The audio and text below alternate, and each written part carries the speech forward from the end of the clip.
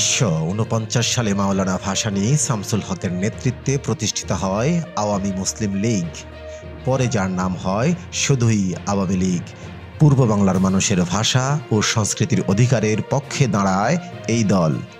১৯৪৯ সালে ২৩ জুন ঢাকার ঐতিহাসিক রোজ গার্ডেনে জন্ম নেয় একটি রাজনৈতিক সংগঠন আওয়ামী মুসলিম লীগ।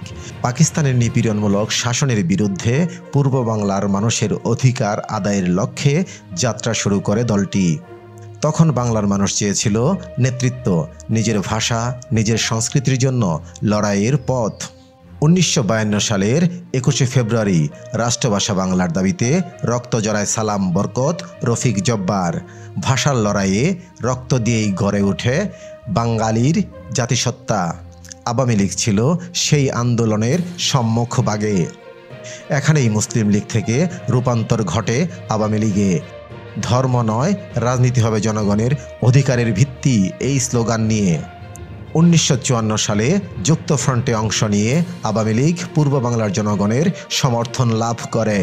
আর ১৯৭০ সালে ইতিহাস গড়ে জাতীয় নির্বাচনে নিরঙ্কুশ জয় অর্জন করে শেখ মুজিবুর রহমানের নেতৃত্বে, কিন্তু ক্ষমতা হস্তান্তর না করায় শুরু হয় মুক্তিযুদ্ধ।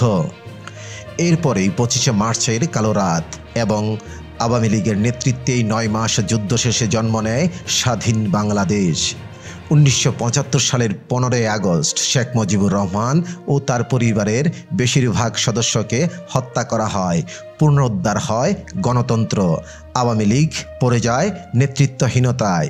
তবে ১৯৮১ সালে দেশে ফেরেন মুজিব কন্যা শেখ হাসিনা, দলকে দেন নতুন গতি। ১৯৯৬ সালে আওয়ামী লীগ ২১ বছর পর ক্ষমতায় আসে।